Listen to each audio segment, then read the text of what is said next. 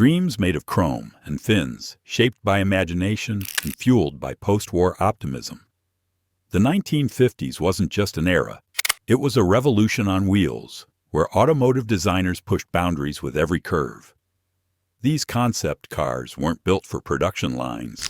They were rolling sculptures meant to dazzle and inspire.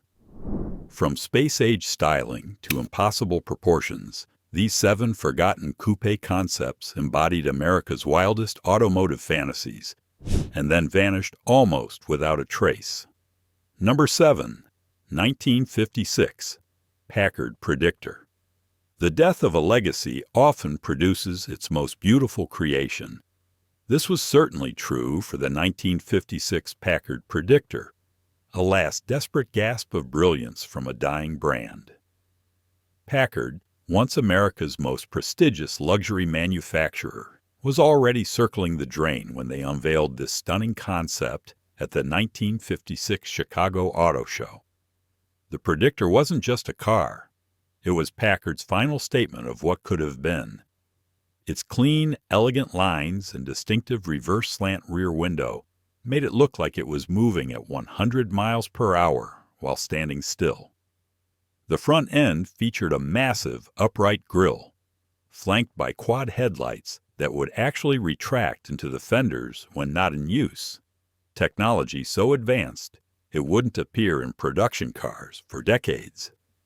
Inside, the Predictor continued to innovate with push-button controls for the transmission, power swiveling front seats, and a full-length center console, features that wouldn't become mainstream until the 1960s. Under the hood sat Packard's powerful 352 cubic inch V8, capable of producing 275 horsepower, enough to back up the car's striking looks with genuine performance. But the true genius of the Predictor was its ability to look futuristic while maintaining Packard's sophisticated design language. The roof featured a brushed aluminum insert, breaking up the massive expanse of sheet metal in a way that was both elegant and sporting. Tragically, the Predictor remained just that, a prediction of a future that never came. By 1958, Packard was gone, absorbed into Studebaker before disappearing altogether. The Predictor stands as both a masterpiece and a tombstone, the final beautiful idea from one of America's greatest automakers. Number 6. 1954. DeSoto Adventurer II. Sometimes the most beautiful American designs came with an Italian accent. The 1954 DeSoto Adventurer II wasn't just a concept car. It was a transatlantic love affair between Detroit muscle and Turin elegance. This one-of-a-kind masterpiece came from a brief but magical collaboration between Chrysler and the legendary coach builder Ghia. The Adventurer II started life as a DeSoto chassis, but was transformed by Ghia's artisans into something that looked like nothing else on American roads. Its long, impossibly low silhouette stretched nearly 20 feet, with a belt line that swept from the aggressive front to the subtle tail fins in one uninterrupted curve. The greenhouse, that's the windshield, windows, and roof, seemed to float above the body, creating a sense of lightness despite the car's substantial dimensions. Under the hood lurked Chrysler's 331 cubic inch Hemi 5.8, pumping out a robust 235 horsepower, serious muscle for 1954. But this wasn't some crude hot rod dressed in Italian clothing. The interior matched the exterior's elegance with hand-stitched leather, aircraft-inspired controls, and a dashboard that looked more like fine furniture than automotive equipment. The most striking feature had to be the panoramic windshield that wrapped around to meet the side windows with no visible A-pillars, creating the illusion that the entire upper section of the car was made of glass. It was a designer's dream and an engineer's nightmare. Unlike many concepts that were scrapped after the show circuit, the Adventurer II survived. Chrysler Corporation President K.T. Keller was so enamored with the car that he used it as his personal vehicle for years before it was sold to a private collector. Today, this fusion of American power and Italian beauty remains one of the most valuable concept cars of the era. a rolling reminder of what happens when two automotive cultures collide in perfect harmony. Number 5. 1951 General Motors LeSabre. If Detroit's dream factory ever created a fighter jet for the road, it was the 1951 GM LeSabre. This wasn't just a concept car. It was Harley Earl's personal laboratory on wheels, a testing ground for innovations that wouldn't reach production vehicles for decades. The LeSabre looked like it had descended from another planet.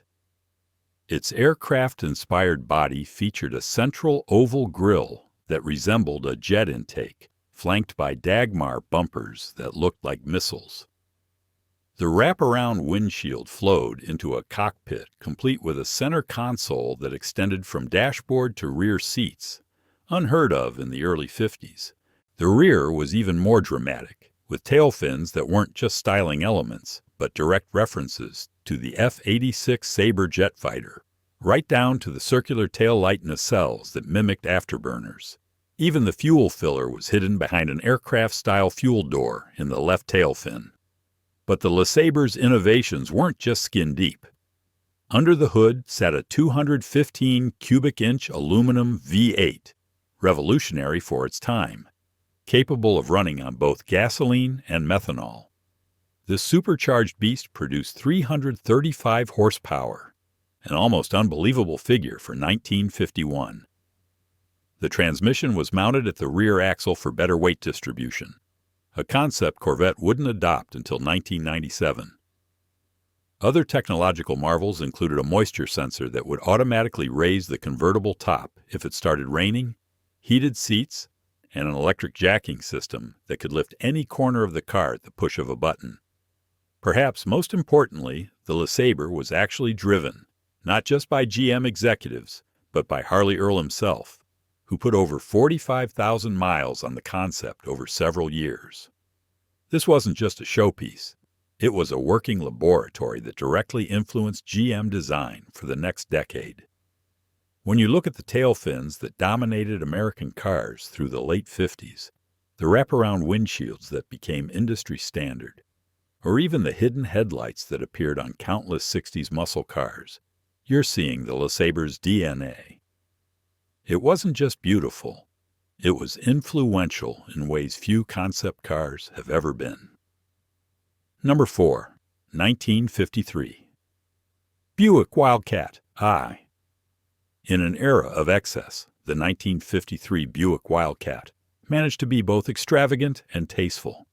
A concept car that didn't just predict the future, it practically invented it. This fiberglass-bodied dreamboat represented Buick's first true sports car concept, and boy, did they swing for the fences. The Wildcat. I announced its presence with one of the most distinctive front ends ever designed. A massive oval grille flanked by recessed headlights and topped with Buick's trademark Veni ports, now arranged vertically rather than horizontally. The hood stretched endlessly forward, countered by a cockpit set so far back you'd think the engine needed its own zip code.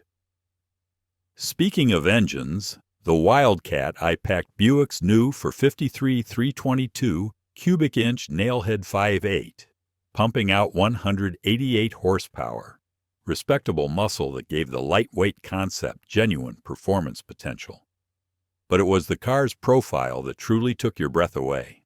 A low, swooping belt line that rose dramatically over the rear wheels before tapering to a rounded tail. Inside, the Wildcat I featured a cockpit worthy of its jet-age styling, with a central console dividing the cabin into two distinct areas. The dashboard housed aircraft-inspired gauges set in a brushed aluminum panel, while the steering wheel featured a half-horn ring that became a Buick signature.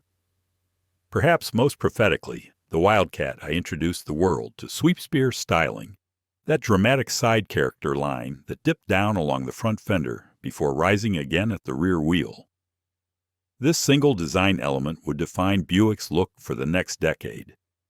Unlike many concepts that were purely styling exercises, the Wildcat I was fully functional and road-tested, though it never came close to production.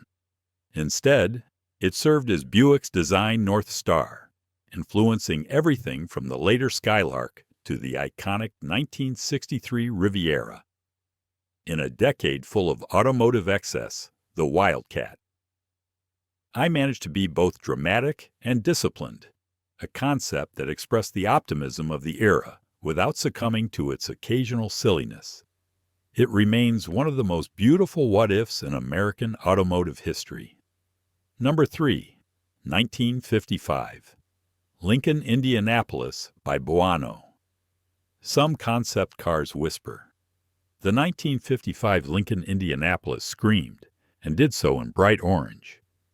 This one-off concept wasn't created by Ford's design department, but by Italian coach builder Buono, who took a Lincoln chassis and transformed it into something that looked like it came from another dimension entirely. The Indianapolis made no attempt to hide its aircraft inspiration. The front end featured a needle-nose cone surrounded by an oval air intake with headlights recessed into tunnels on either side. The greenhouse seemed to float above the body, with a wraparound windshield that flowed into side windows uninterrupted by pillars. But it was the rear that truly dropped jaws.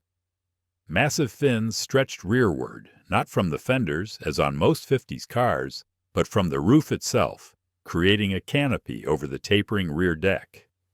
Between them sat a central brake light pod that resembled nothing so much as a jet exhaust. Under all this Italian drama sat a very American heart. Lincoln's 225 horsepower, 341 cubic inch Y-block 5.8, connected to a Lincoln automatic transmission. This was no static showpiece. The Indianapolis was a fully functional automobile. Inside, the cockpit continued the aircraft theme with a central console dividing the cabin, toggle switches replacing traditional controls, and a steering wheel that seemed inspired by airplane control yokes. The Indianapolis made its debut at the 1955 Turin Auto Show, where it stunned audiences with its combination of Italian flair and American muscle. Henry Ford II was so impressed that he purchased the concept outright, bringing it back to Dearborn, where it influenced Lincoln designs for years to come. While no production car ever directly copied the Indianapolis dramatic styling, its influence can be seen in the quad headlight arrangement of later Lincolns and in the floating roof design that would appear on production models throughout the late 50s and early 60s. Today, the Indianapolis survives in private hands, occasionally making appearances at concours events where it continues to shock and delight with its boundary-pushing design, a vivid orange reminder of a time when automotive stylists knew no limits. Number 2. 1959. Cadillac Cyclone X P74. If you traveled back to 1959 and told someone you'd seen a car with radar crash avoidance, they'd think you were describing a spaceship, not a Cadillac. But the Cyclone XP74 was exactly that. A glimpse into an automotive future so distant that some of its features are just now becoming standard on luxury cars. The Cyclone's appearance alone was enough to stop traffic. Its bubble-top canopy looked like something from the Jetsons, sliding forward electrically to allow entry instead of using conventional doors. The front featured the wildest interpretation of Cadillac's dual headlight theme ever created, with the lights housed in cone-shaped nacelles that protruded like space-age torpedoes. But it's what sat in those cones that truly made the Cyclone revolutionary. Each housing contained a radar unit designed to detect obstacles in the car's path and warn the driver, essentially an early collision detection system 6 decades before such technology became common. Let that sink in. In 1959, while most cars didn't even have seatbelts, Cadillac was experimenting with radar crash avoidance. The innovations didn't stop there. The Cyclone featured an intercom system that allowed occupants to speak with people outside the car without opening the canopy. Air conditioning outlets were positioned at shoulder level to create a comfort zone around passengers. Even the chassis was forward-thinking, with independent rear suspension at a time when most American cars still use solid rear axles. Under the hood lurked Cadillac's 390 cubic inch V8, producing around 325 horsepower and connected to a modified hydromatic transmission. Despite its concept car status, the Cyclone was fully operational, although its complex systems meant it spent more time being maintained than driven. Harley Earl's successor, Bill Mitchell, disliked the Cyclone's styling, considering it too extreme even for the fin-crazy late 50s. As a result, it had minimal influence on production Cadillacs. But as a pure concept, a dream of what could be possible, the Cyclone stands as one of GM's most visionary creations, predicting automotive features that wouldn't become reality for another half-century. Number 1. 1956 Chrysler Norseman. Some legends are born in tragedy. The 1956 Chrysler Norseman isn't just the most beautiful coupe concept of the 1950s. It's also one of the greatest automotive mysteries, a masterpiece that disappeared before the public ever saw it. Like several of Chrysler's most stunning concepts, the Norseman was designed in Detroit but built by Ghia in Italy. What made it revolutionary was its cantilevered roof, a design with no A-pillars and just pencil-thin C-pillars supporting the entire greenhouse. The windshield connected directly to the roof with no visible support, creating an uninterrupted sweep of glass that seemed to defy structural possibility. The Norseman's body was equally revolutionary, a low-slung fastback with subtle tail fins and a rear window that could be lowered electronically for ventilation. The front featured a horizontal grille flanked by dual headlights, while the rear showcased taillights integrated into the fin design.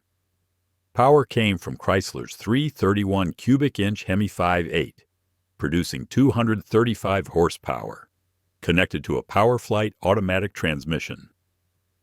But the Norseman wasn't about straight-line speed. It was a testament to Virgil Exner's forward-look philosophy that would transform Chrysler's lineup in the coming years.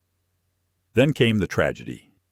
After 15 months of painstaking construction at Ghia, the completed Norseman was loaded onto the SS Andrea Doria for shipment to America. On July 25, 1956, the Andrea Doria collided with another vessel off the coast of Massachusetts and sank, taking the Norseman with it. The car that cost over $200,000 to develop disappeared without a single public photograph ever being taken. All that survives are Chrysler's original design sketches and a few workshop photos from Ghia. The actual car remains 240 feet underwater, almost certainly destroyed by corrosion and the ship's violent impact with the ocean floor. The Norseman's influence, however, lived on. Its cantilevered roof inspired countless production cars in the decades that followed, while its clean integration of fins into the overall design predicted the more subdued styling of the early 1960s. Even in its absence, or perhaps because of it, the Norseman has become the holy grail of concept cars, a ghost that continues to haunt automotive designers with its perfect proportions and revolutionary ideas.